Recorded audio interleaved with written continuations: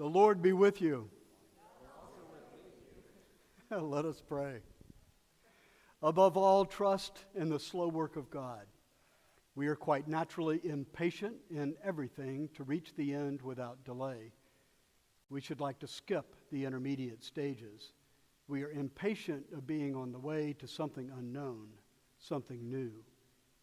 And yet, it is the law of all progress that it is made by passing through some stages of instability, and that it may take a very long time. And so I think it is with you. Your ideas mature gradually.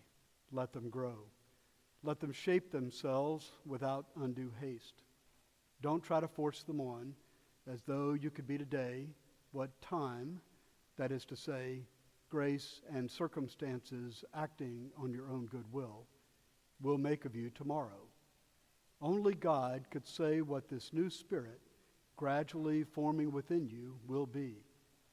Give the Lord the benefit of believing that his hand is leading you, and accept the anxiety of feeling yourself in suspense and incomplete.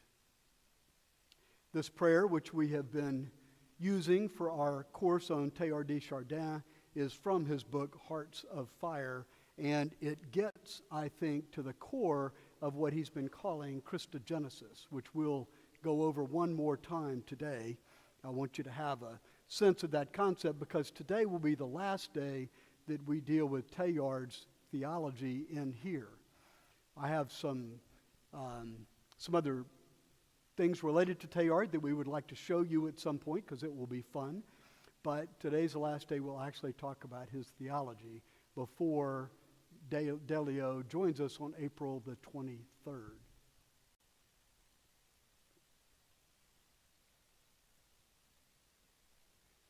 So Christogenesis, the rise of Christ, is the rise of consciousness.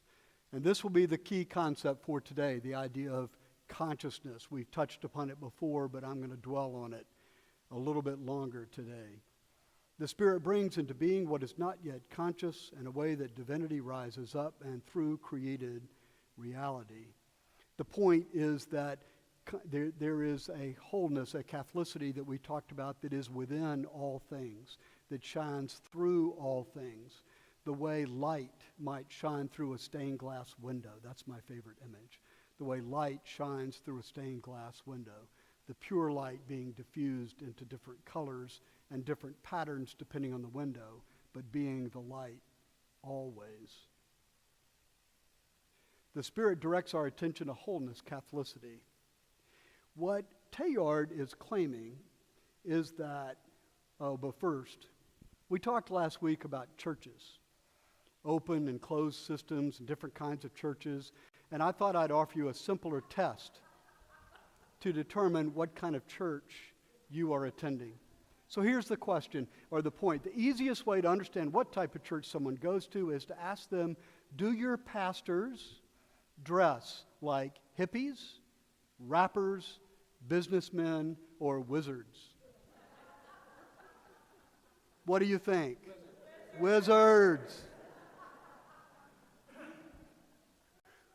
They are the keepers of holiness, the sacredness. You are in the right place. All right, back to consciousness now that you've found yours. The consciousness of each of us, Teilhard says, is evolution, looking at itself and reflecting upon itself. Evolution, looking at itself and reflecting upon itself. This, which I think is a little difficult to understand just being confronted with it, is the core of what Teilhard's talking about in Christogenesis, the idea that evolution, that change, you will remember he is claiming is driven by the Spirit, driven by love, fundamentally. Divine love is the core energy of evolution. It is what attracts us to each other, things to each other, and causes them to adhere to each other, which is the dynamic that evolution builds.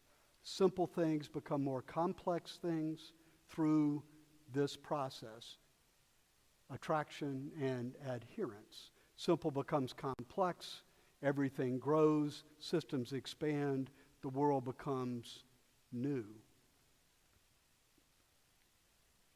So this man is Rabbi Rami Shapiro, and he's written a wonderful book called The Sacred Act of Loving Kindness, which I'll put up in the notes and you'll be able to find in the bookstore.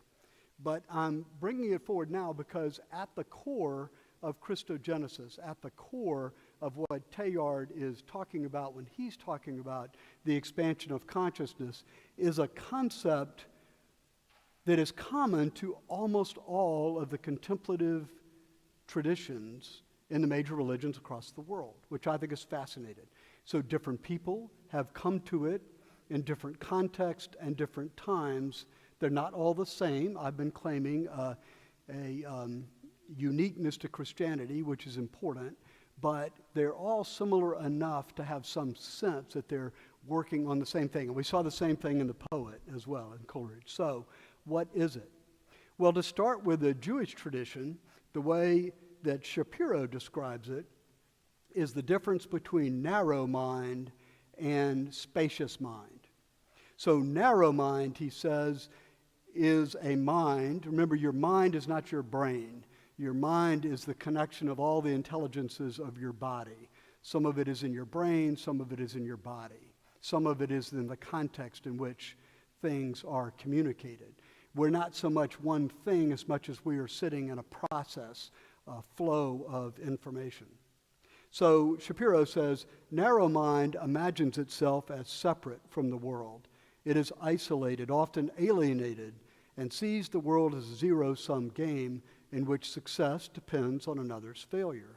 Scarcity defines the world of narrow mind. That's Hebrew for narrow mind there. Fear is its primary emotion, and anger is its most common expression. Now, if you just think of this description, what does it remind you of? Does it remind you of any Christian terminology? It reminds me of sin. It's kind of the definition of sin for me. And that's not so surprising because I think that sin is actually just separation from God. Sin is not the title. We give a category of lists of moral rights and wrongs, or wrongs, I suppose. It is instead simply separation from God. So when we say Jesus is without sin, what we're saying is Jesus was never separated from God, ever, which is kind of the point of the virgin birth, I think. Jesus was always one with God. That's why Jesus is the Christ, right? And our calling is also to grow into becoming one with God, to grow, in other words, into becoming Christ. You see how Christ takes on kind of a cosmic dimension, which is why Teilhard can say Christogenesis or Christic emergence. Christ is not Jesus' last name. Christ is a reference to the state of being one with God, something that's available to all of creation and, in fact, part of creation itself. That's Teilhard's fundamental thrust. So if you think of narrow mind as sin, then read this again. Narrow sin is imagining yourself separate from the world or separate from God. You're isolated, alienated, seeing the world as a zero-sum game. For me to win, you got to lose, right? And not just in games of cards, but in our very being. For me to become more, you have to become less.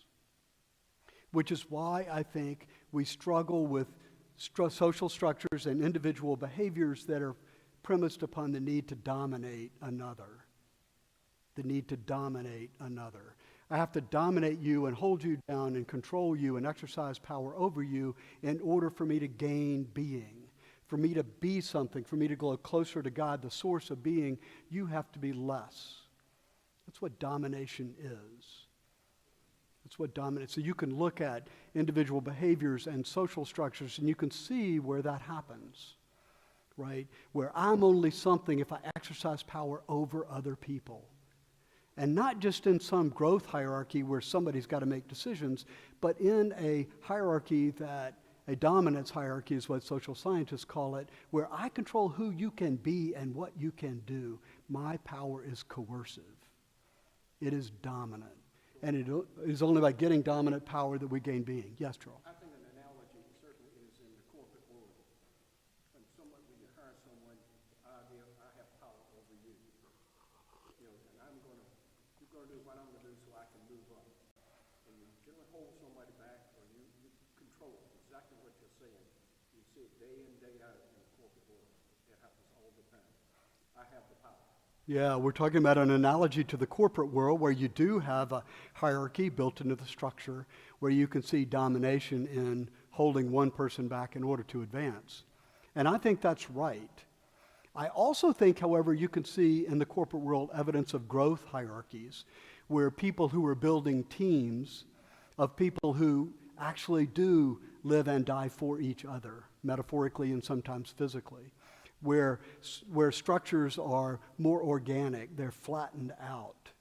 This has happened a lot in the technology world, but it's, I think, also expanded to most of corporate America one way or the other. Joe does a lot of consulting with corporations and structures. You could tell us about this. Servant leadership is what we're talking about. If you want to know what servant leadership is, talk to Joe Iorochi. He knows all about it. But the point, so take Frank Blake, who's a parishioner here at the church, former CEO of Home Depot. And Frank was famous for implementing a structure in Home Depot that was called the inverted pyramid. I think he got it from Bernie Marcus. But nevertheless, he's the one that implemented it. And it was in sharp contrast to his predecessor, who had a very top-down, dominating structure. So, for example, when Frank became CEO of Home Depot, there were special parking places for the executives. He got rid of them. Everybody parked in the same place.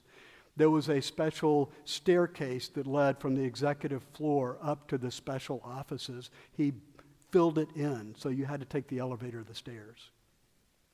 There was an executive dining room. He eliminated it, so you had to eat together with everybody else. And what he said was, when we, in our corporate communications, we want to always say something from the bottom of that pyramid so it can be repeated without being altered to the top. And the people who make Home Depot are not the CEO, the executive vice presidents, but the people on the floor of the stores who interface with customers. So one of the most creative things Frank did, for example, was give cashiers the right, at their discretion at any time, as many times a day as they felt appropriate, to grant a $50 credit to a customer. Sounds like a small thing, but Home Depot's a big place. And of course, the fear was, no, don't do that. We're just going to lose all this money. Well, people didn't do it very often, and when they did, they got all kinds of loyalty from their customers. Now I understand that Home Depot has new corporate headquarters up off 400 somewhere. I think they call it a store support center, not a corporate headquarters, a store support center. So using Home Depot as our model, so thank you, Charles, for the reference to the corporate world, can you say the difference between a dominance hierarchy, the top exercising coercive power over others, where being is limited, scarcity is the mentality, I can only win if you lose, and we'll call it a growth hierarchy, but a place where love, as we have described it, is in fact a valued virtue, right? Where it's not a zero-sum game, where success depends on success of each individual, it depends on another's success, where scarcity becomes abundance, where fear isn't the primary emotion, but love is, and anger isn't the most common expression.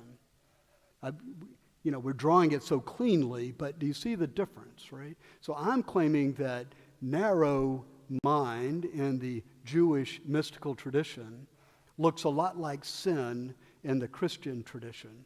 And what they're talking about is not just something that's abstract, but something we encounter in our work and other lives all the time, right?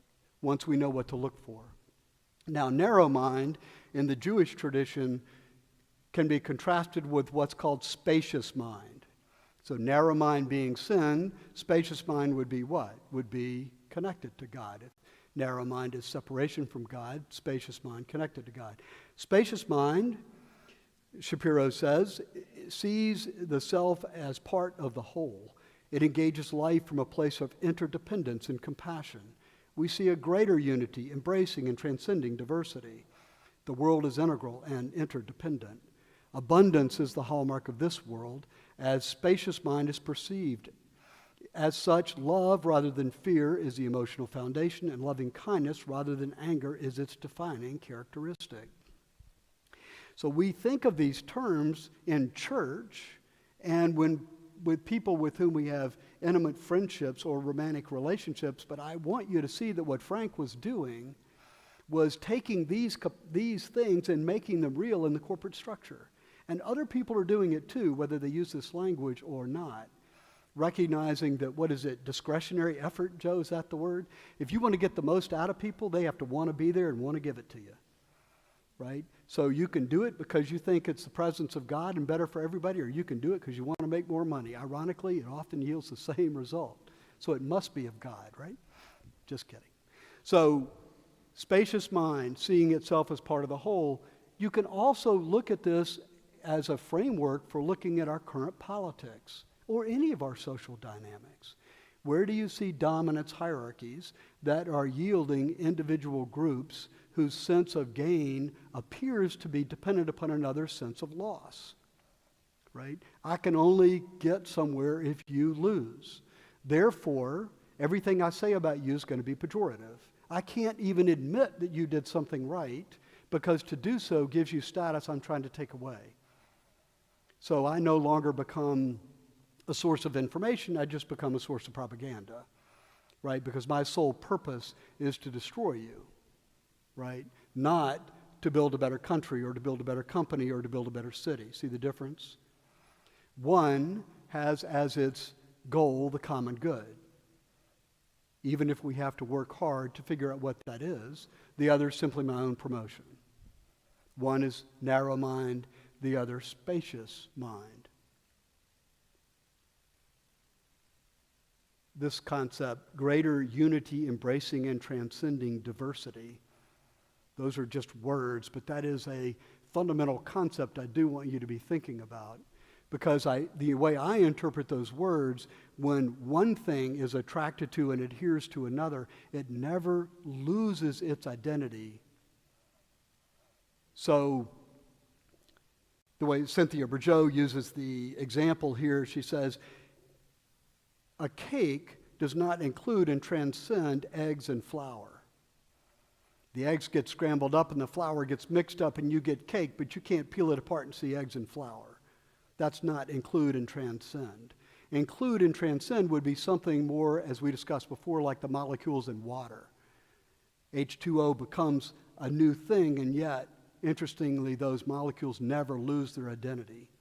They are what's known in Teilhard's thought as holons, H-O-L-O-N, a whole that becomes part of another thing but still remains a whole. And it is the coming together of holons into a holistic unity, H-O-L-O, that characterizes evolution, that characterizes Teilhard's conception of love. So when we say abundance is the hallmark of this world, it's not scarcity because I'm not gaining being by your losing it, so there's only a set amount and I get what I have, and if I want more, I have to take it from you. Together we create more, right? So I don't have to worry about just increasing my market share on a fixed market. By working together, we expand that market. Working together can be in competition under a set of rules, right? It doesn't have to be we're all in the same thing, but abundance becomes the mark. I would also argue you can see this in sports, right? Where, particularly in team sports, where there is individual performance, and it's important, and we track it. But if you can get a bunch of stars, and if they don't learn how to play together in a team, you're not going to beat people of less talent who know how to play together. And it's true across all team sports, I think. All right. So in the Jewish mysticism, and in this particular distinction of spacious mind and narrow mind, comes out of the European Jewish mystics in the 18th century, I think. But what it yields is something called integral consciousness. Because what Teilhard is arguing, of course, is that evolution is driving us to increasingly more expansive consciousness. Our viewpoint on the world, our perspective on the world, what we see and how we see ourselves in it continues to grow and become more sophisticated. Because Teilhard is claiming we are the tip of the spear of evolution. Why? Because we're the ones who have the ability to reflect on what's happening. We can see what we do and change what we do based on what we've seen. Because our self-consciousness is somewhat unique among all of creation. We think other animals have some element of it, but not to the extent we do. It can be a burden. I think self-consciousness might have been the fruit on the tree in the Garden of Eden, but it is also what makes us unique. And we're in the process of working with it so that it doesn't dominate who we are. You will remember that we were talking about the hemispheric analysis of brains, right? Of the way your brain filters inputs from the left and right hemispheres and where various functions might be located. I was claiming that, based on a guy named McGilchrist, that the one side of the brain, the left side of the brain, the functions that are primarily controlled by that side of the brain are very self-conscious. They tend to narrow the world down. They tend to function dialectically, which is to say, break things into its constituent parts in order to understand what's happening, right? Well, you can see where that leaves you trapped in your own view of the world, typically with an unrealistic optimism about your ability to make things happen and bound by your own imagination about outcomes. But it's impossible to operate without it. It is what I believe has drawn us into and propelled us forward in the Enlightenment and scientific revolutions, right? Our ability to do that is profound. Whereas the right brain, which is the one that sees things in a connected way, that sees the whole, that it is aware of and feels the relationships that we have with each other, that has a very difficult time being all that practical. It needs the left brain. So, for example, we can have ideas and feelings, but the ability to put it into language is really important. But if we only rely upon what we can describe, we will miss a whole lot of the mystery of creation, right? We've said that a lot in here. God can be experienced, but not fully understood. God is beyond what we can comprehend, and accordingly, what we can put in language and transmit to each other will never, despite the beauty of poetry, will never be able to fully capture God. One of the values of poetry, as we've discussed, is its ability to say, to evoke more than it says, right? To leave you with an experience of God simply by reading the poetry. But what McGilchrist is claiming is that for the mind to work properly, there has to be a flow between these hemispheres. So what the kind of interconnectedness, the impressions that are immediately encountered by the right brain have to be passed over to the left brain somehow to be worked, to be understood. But before the left brain's conclusion is implemented, it needs to be passed back to the right brain for validation. I'm not suggesting this is the way the neurocircuitry works necessarily, though it might. It's just a metaphorical conception of how the different parts of your mind engage in a flow, right? So as Christians, what we believe is that the Holy Spirit is present and existing, and I believe, and what these the Kabbalistic tradition and other contemplative traditions are claiming is that you can feel the presence of God inside of you, inside your own mind. That if you get to a depth of your own mind, which typically they're training you to do through meditation techniques of one kind or another, if you get to the depth of your own mind, then you will experience a source of energy which seems to be never ending, which can't be described or captured or controlled entirely, and yet it animates you and your life. And your real sense of joy comes out of that well. That well. The way you get to that place, which takes a long time, years, which is why the patience theme of the opening prayer is important, I think. And if you've already heard Sam's sermon, when he's talking about dreaming and being patient, this is what he's talking about. This is something we grow into. Typically, those meditation techniques work because they disassociate us from our patterns of thinking, right? Our patterns of thinking, because thinking, the way we think about thinking, is kind of a left brain behavior, right? And so it's necessary, but we aren't our thoughts. So most of these meditation techniques will somehow instruct you by will or by willingness to distance yourself from your thinking, to let go of your thoughts or images or feelings. And when you learn to do that over time, what you begin to experience is that you are still there. Even if you can separate yourself from your thoughts, you are still there. Now, if you haven't engaged in some of these meditation techniques, nevertheless think about what is common parlance when we say, be present in the moment. You know, stop feeling guilty for the past or anxious about the future. Just be present right now to the other people in your lives or even to yourself. That's some of the same thing, isn't it? Don't live your life guilty about what you did yesterday, which you really can't change, or anxious about what might happen tomorrow, which at the very least hadn't happened yet.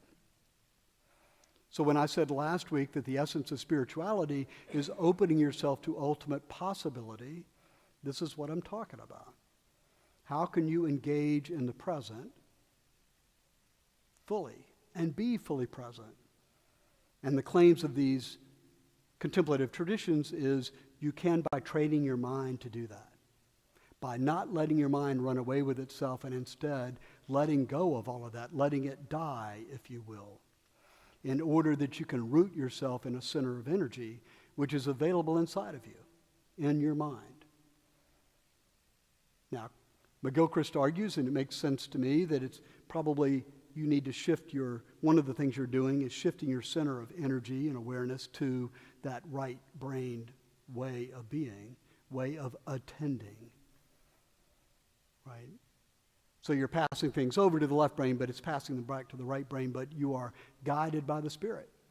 And over time, through your conscious growth and development, you learn to detect the movings of the Spirit in your own being, in your own mind. This is exactly what Teilhart's talking about. It's the same thing the Kabbalists are talking about. It's the same thing that McGilchrist is now, through his research into the hemispheric operations of the brain, describing. We have said all along it's the presence of the Spirit. It's God. But it's fascinating to me that phenomenologically, that is the way we experience it, is detected by all these different people in all these different places. All right. Now, just to take this theme further, the Buddha did the same thing, right? The Buddha's talking about suffering, right? You know the whole story of the Buddha coming out of his privileged castle, and once he's exposed to the world, he sees all this suffering, and that troubles him so much he runs away and tries to figure out how to deal with suffering. And what does he come up with? Something that looks just like what we're talking about. Now, he did it before the 18th century Kabbalists, but nevertheless. So what does Buddhism do? Train your mind to step out of the flow of thinking. Because suffering, the Buddha thinks, is a matter of craving. It's a matter of desire. So if we let go of the desire, we'll let go of the suffering. And we'll be able to take things for what they are, even physical and emotional pain. Right? And you've got this wonderful body of practice in various forms of Buddhism that help you do exactly this. Right? Which help you to be present to yourself, and in doing so, be present to other people. And what Teilhard is saying about all that is, you know what? When you do that, when you love yourself more, let the God that is present fill you so that you can radiate that presence out to others, you change the world. You change the world. We sometimes think, and kind of fleetingly, about the butterfly effect. You know, there's a butterfly that flaps its wings in Tokyo, and there's something that happens in San Francisco. But increasingly, what quantum scientists are discovering is, yeah, this is all part of a big flow, and it is all connected. And you know what? There's something to all of that. But Teilhard intuited that way back at the beginning of the 20th century, and Buddha intuited it a lot earlier than that, as did Jesus, I'm arguing, by I can be loving and open and change the world. So there are all kinds of social problems that we would like to impact. And we can have opinions about them, and we should, and we can think about how we ought to solve it as a society, and we should, but our biggest impact invariably is locally. It's proximity. It's right with the people in front of us. We can start with ourselves, move to the person next to us, and keep going. And our faith as a community of faith is that when we do that, we are changing the world just by loving each other first. And that love will drive us as our circle expands, those in our proximity expands to deal with these other social issues, but we'll be dealing with it together, and we'll be dealing with it from a place of love and loving kindness. Right. So the Kabbalist in Europe, Buddha, and of course, Christianity. Now, the version of this, that is the experience of this that Jesus, I think, lives and teaches, is what I have called an integral level of consciousness. Jesus does see the world from a position of interconnectedness that is difficult for most of us to begin to understand or sense. I used traffic as a, pun intended, pedestrian example of this a couple of weeks ago, right? Just the difference between what decision do I make when I think that gap in traffic is mine, as opposed to thinking about what's the best move for the flow of traffic generally, right? The integral level of consciousness is always working at the second level. Jesus is always working at the second level. And the way the Apostle Paul talks about this is putting on the mind of Christ. The concept is kenosis, or emptying yourself. You empty yourself of all that is not God in order to create space for the presence of God. Can you see the connection between that and the meditations that step apart from your thinking? Can you see the connection between that and left brain, light brain functioning?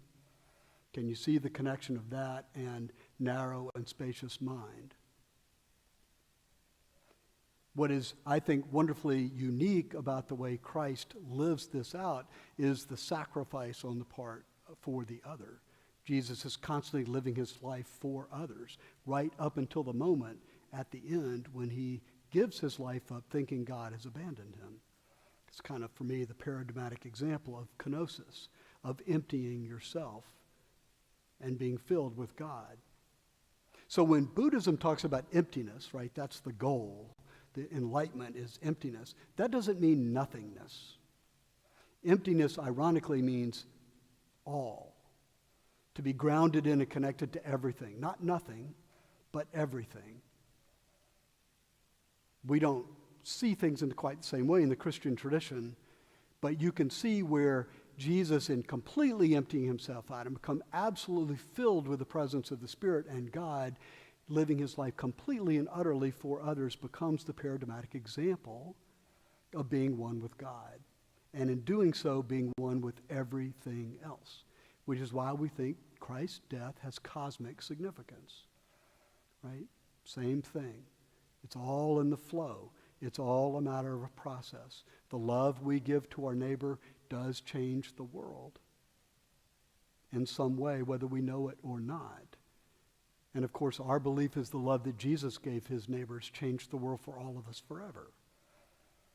But it's calling, it's not that it wasn't done for us so we can go play golf. Though that would be nice. It's done as a model for how we can do it too. But to engage in that process, I think we have to have a different sense of how we are and what we're doing. And part of that, I think Buddhism also addresses very effectively, because it has to do with pain and suffering, right? It has to do with pain and suffering.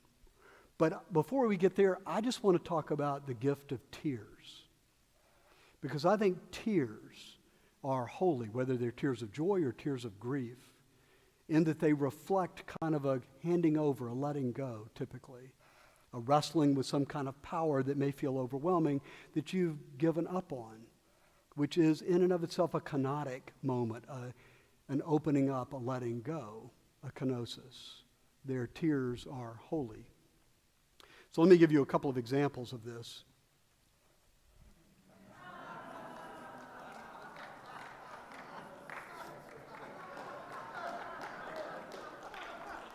I mean, you knew it was coming, right? It's quarter of, and I hadn't said a word.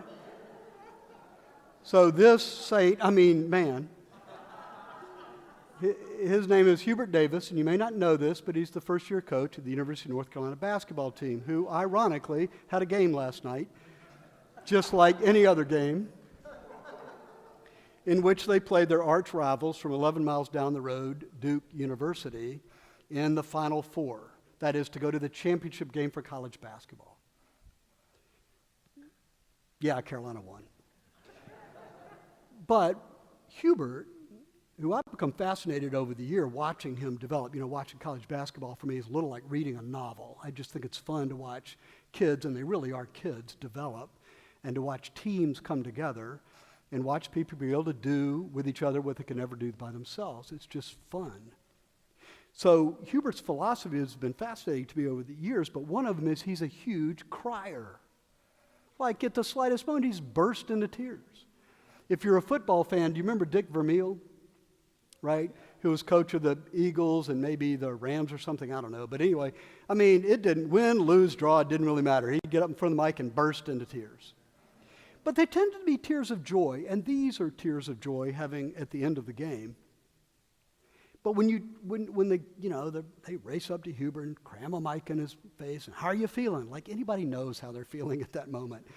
And he recites the script he's written in advance. But he said repeatedly, he said, what I want is for these guys to have their own experiences. They have listened to at Carolina, it's a big deal to be from Carolina. So all the coaches play basketball at Carolina, and, it's pretty insular. So what Hubert is saying is, I'm tired of them hearing our stories. I want them to have their story. The privilege that I enjoy in coaching them is not winning games. It's helping them to grow and win their own games. And, what you see with these players, right, is the love that develops between them and Hubert. Now, he's not the only coach to do this. He's not unique in that sense at all. He's just my example. But the beauty of it is the kenotic living for the players. And what does a good team do? It learns how to be kenotic and living for each other, right? A team of all-stars, as I said before, will not win the game. A team will win the game. A team will win the game. So Carolina's had this amazing season where they had players we thought were all good, and then they were terrible. I mean, they were terrible. They got blown out by, 4 or 5 teams, and I hated to even look on the internet. I did, but I hated to do it. And people wanted to fire Hubert. Never should have hired him. Never had head coaching experience, didn't know what he was doing. And now they're playing for the national championship. Why? Yes, it was a good coach. Yes, he's a great X and O's guy. But what he did was persuade those guys to play together. He's got a system, he's got a philosophy, they adopted it, they bought into it, they became a team. If you watch guys run down the court, and this is true, I think, across college basketball, there'll be some moment of triumph where whoever's running down the court's holding his jersey out on the front, because that's where the name of the school is written. Your name's on the back. The school's name's on the front. So when they've committed themselves to that larger cause, outside of themselves, if you will, that's when you achieve what you're looking for. So Hubert is constantly overwhelmed by tears, I think. It is out of faith. Now, he is a Christian, and he's very free in talking about his faith and what it means to him and how it drives his commitment to help other people. But, again, he's my model. He's not unique. But he's not there just for himself. I'm not saying he doesn't care about himself. I'm not saying he doesn't negotiate hard for his salary. I'm not saying that he likes to lose. I'm saying he believes his job is a ministry. And it drives him, and it drives how and what he does. And it changes the lives of those kids that he's coaching. It changes their lives. It's a different level of consciousness. Everything is a function of how it affects the team. And when they play better on the floor, they play better on the floor because they intuitively know where each other are, what each other is doing, and the next move which will make things better. So Hubert doesn't run an offense where everybody's scripted. You go there, pass the ball there, you go there. It's not how it works. Everybody's got kind of a responsibility and a role, and everybody's a playmaker. Everybody's figuring out in the moment what ought to happen. Where does it go? I've got 6 different options here. Which one do I choose? It's not scripted. You have to choose. You have to develop a different level of consciousness to do that. I think what Hubert's trying to do and what Teilhard's locked in on are, interestingly, the same thing. Teilhard's at a much more broader scale and reaching deeper into who you are and talking about how to do it, but Hubert is putting that in practice in a competitive sport.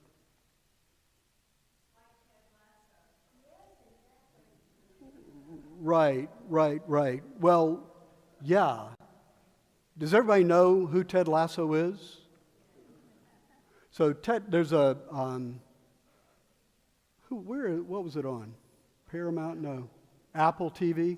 So there's a series about Ted Lasso, who's a coach of a Midwestern football team, and he and his wife are having some trouble, and the therapist suggests that they need a little distance from each other, so he takes a job in England, only to learn later that football in England isn't like football in the Midwest. And so it's actually a soccer team, and it's not a good soccer team either, so he's left trying to bring these guys together. But unlike the tyrannical models of coaches we're used to seeing, it's like loving kindness writ large. Everything he does is out of his heart. Every act that he takes is loving, and you watch it kind of not work and him persist, and then it kind of work in the way that it's going to work. And I'll send you a link, and if you hadn't watched it, you ought to watch it. In fact, we should probably cover it here because I think it's masterful. But yes, that is a different level of consciousness. He's not just an awkward guy. He's operating from, in part, I think, a different level of consciousness than we're used to seeing. So if you think about narrow mind and spacious mind, Lasso is living in spacious mind in a world where everybody else is living in narrow mind. Right? Remember the game when the guy who never passes winds up passing, only by now they've traded him to another team. And Lasso's response is to write him a note like, great pass, because that's more important than having lost the game. It's a different level of consciousness. Thank you for that reference. That was great. Tears are not of joy, but are sorrow or sadness or grief. And what I want to say about that is the model is the same. It's struggling with being overwhelmed by a power, but in this case, it's not just a power you can't kind of fathom at the moment like joy. It is a power that seems like it wants to take your life, like death. And it is tears that represent a giving over to another force. You realize in the moments of extreme pain and suffering that you are no longer in control, that you can't do anything about you. But there still seems to be a power, a force, an energy there, and you slowly, if you're lucky and faithful, wind up giving yourselves over to it. Now this happens most profoundly, I think, near death. One of the things that I've talked about before in here is sitting with people who are dying, where that stripping away of control is forced upon them. And you can react to that in 2 fundamentally different ways. You can fight it and become bitter and agitated and wind up in greater pain with greater suffering, or you can hand yourself over to it in ways. And David, I suspect you've seen all kinds of examples of this too, right, with people who are at Shepherd Center who are, suddenly have to face new lives in a new way. And there is a power and energy there that will guide you and provide joy to you, but you're going to have to give up some of your preconceptions about who you were and what you were doing. Tears are sacred in this sense. They represent a handing over, I think. Okay. I don't know why this picture was so powerful to me. I don't really know anything about it. It just felt like everything I felt was embodied in that picture. And finally, I want to end with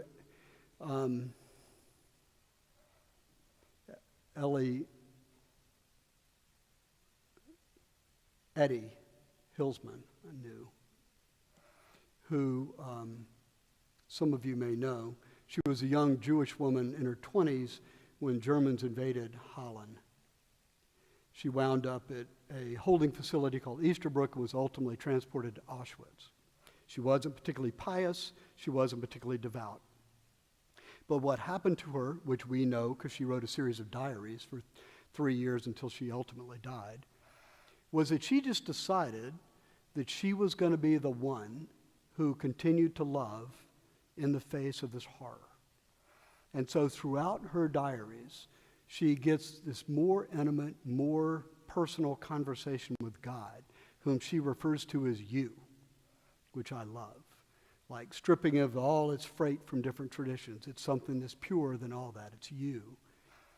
And she hands herself over to this power, this energy, this spirit, and then it radiates through her as she cares for other people and becomes the one who is standing there representing God in the face of horror when it appears that God has abandoned everybody there. She becomes, if you will, responsible for God. Somehow she is able to reach a level of consciousness where her awareness of the whole seems to transcend the suffering and fear that she felt for herself. So as you get to the end of her diary entries, and they really are wonderful reading, you just feel that suddenly her life is not important. Living for others is important. Not because it's going to provide her any rewards. She can see that the end is coming. She is not doing this for herself in any real way. But because she feels so connected to this source of energy, this center of power that is God, that we would call God, and she ultimately does as well. By the way, she ultimately runs into Edith Stein. Do you guys know who Edith Stein is? Who was also a Jew who then became Roman Catholic. She converted, went into a convent, and was ultimately brought to Auschwitz as well. But so Eddie winds up being fully versed in Roman Catholic theology as a result. But what I like about her is not that she wrote some book or like Viktor Frankl came up with some great theory that was going to be helpful. It was just she made a commitment to live every day for other people. And I almost have this sense that she became the light, right? She became the light as she continued to care for and be present to other people on behalf of God. She says, God, I now realize that you cannot change this, that you cannot make it all different, that you can't be responsible for me, but I can be responsible for you. And that's what I want you to give me the power and commitment and discipline to do, to be responsible for you. It is, I believe, a wonderful example of Teilhard's idea of Christogenesis right through to the personal. A kenotic emptying of yourself in order to be fully filled with God, and then allowing God to radiate through you as you walk into the world, being responsible for God. And what Teilhard believes, Eddie Hillsman believes too, and that is that when I do this, I change the world.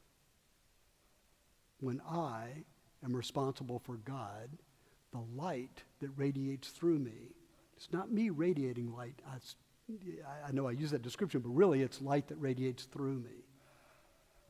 Changes the world. That's the promise, Teilhard argues, of evolution that's driven by love. All right. I've got another hour and a half of basketball I want to talk to you about. But the time has come for anyone who has children to go get their children. I'll continue to entertain questions, so stay.